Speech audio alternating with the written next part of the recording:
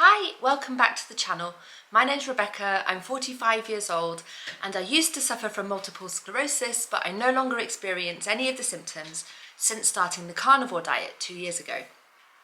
In today's video, I just wanted to briefly talk about the fact that recently I have been gaining weight on the carnivore diet and I don't like it. I would never say that I have a weight problem. I've always been on the slimmer side of things, but I can put on weight and I do notice when I put on weight and I don't like it when I put on weight.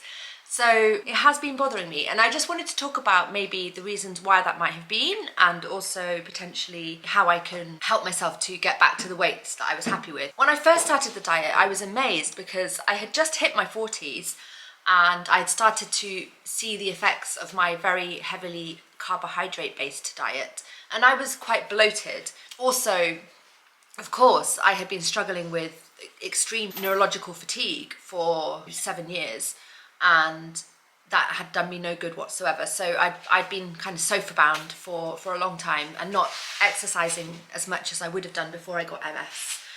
So I'd started to notice the effects of my diet and my lifestyle. And when I started the carnivore diet, I was absolutely astonished to find that I immediately went down a dress size and I could fit in stuff that I used to wear in my early 20s. I had a thigh gap even, which I'm not saying is something to aspire to, but it was just an astonishing and amazing thing to happen. And I don't know how it happened so quickly, to be honest, but it did. I've heard somewhere that it was maybe to do with water retention and that why it could be so quick, but I don't know. I just slimmed down and that was something I loved about it. I'm on the telephone, I'm recording a video. Sorry, my dog's being annoying. So yeah, that was just something I really liked about the diet, that you did lose weight, even though I didn't do it for weight loss reasons. And then I remember I hit a plateau. I kind of plateaued quite early on and I realized that the reason for that was that I was not adhering to intermittent fasting. I'd forgotten about the fasting element of the carnivore diet, which is super important because you need to be able to get the maximum benefit from the diet, the nutrients. You need to leave time to digest and metabolize everything. I hadn't been doing that, and so I started to feel a bit more sluggish, but it was fine. I realized and carried on. So I maintained a stable weight, and then over the past year, so now I've been on the carnivore diet for 2 years, over 2 years, and in recent months, all of a sudden, I'm finding that I'm putting on weight. And I do think that probably the main reason for this is that I had a foot injury, a broken toe, which led to an injured foot from the plaster cast and also an injured knee, and then a bad back, and it just seems to have travelled up my body. It is on the way out now, and I am walking around without using a crutch, but when I push myself too hard, I have a setback, so I'm still in the having to manage the injury so as to get it fully healed. Anyway, that means that for most of this year, I've been not exercising. Not been walking my dogs. I have been swimming because that's been part of the healing process, but I just haven't been walking around and as energetic as normal. And so I'm sure that that's a big reason why. I did go OMAD. I put up a video about it in the middle of the foot injury. I went OMAD for that reason. I was aware that I was overeating for the level of energy that I was expending. So I realized that, and in order to combat that, I started OMAD. And during that time, I also became addicted to putting double cream, heavy cream, I think you call it in the US, in my tea. And I drink a lot of tea. I drink tea throughout the day. I became quite addicted to adding heavy cream to my tea. So I think that combined with the lack of exercise, even though I went OMAD, I think that that's led to weight gain. Also, I think quite likely it's my age because I'm basically perimenopausal and menopausal women tend to gain weight. So I think that there's a lot against me at the moment. And yeah, I just want to keep on top of things. So I liked that feeling of kind of aging backwards a little bit when I first started the diet, and recently I've been feeling more like I'm aging more again, and obviously that's inevitable.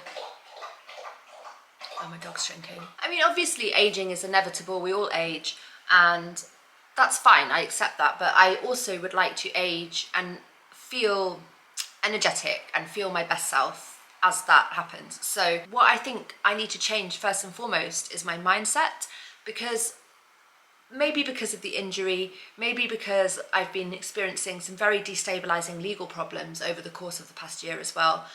I haven't been like sticking to a schedule in terms of my diet. So I've been a little bit all over the place, and I've also had people come to stay, like volunteers, workaway volunteers and visitors. So I've just been a little bit all over the place, and I haven't really been in my flow as a carnivore. I just mean things like, you know, maybe a volunteer has cooked me a breakfast and it's involved potatoes, and I've been felt like rude turning it down because they've made an effort, and so I've eaten the potatoes, you know, that were grown by my neighbour, who kindly gave me a bag of potatoes that I also, not to be rude, didn't want to turn down.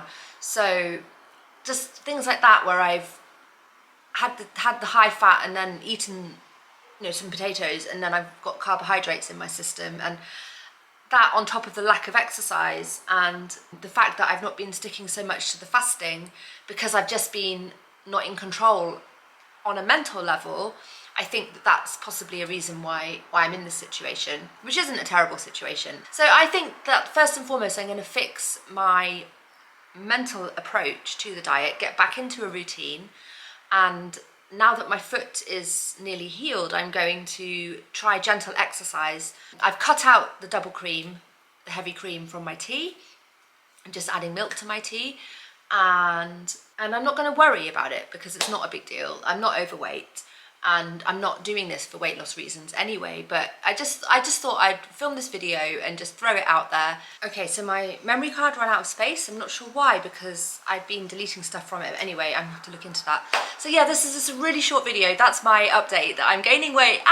What do I do? I just want to feel as best as I can in my 40s, and I want to get the best out of the diet. So I don't feel great when I put on weight, even though it's not anything that anyone else would particularly notice.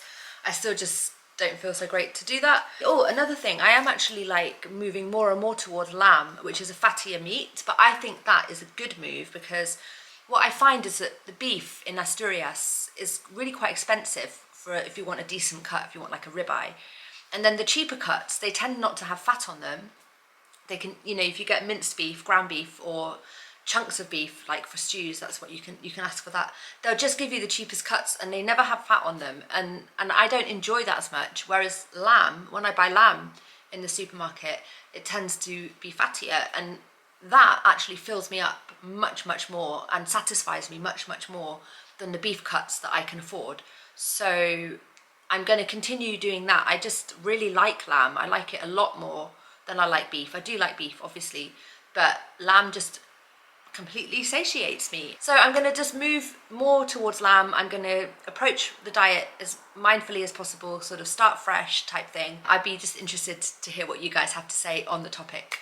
All right, take care. Hope you're all doing well wherever you are in the world. See you in the next video. Bye.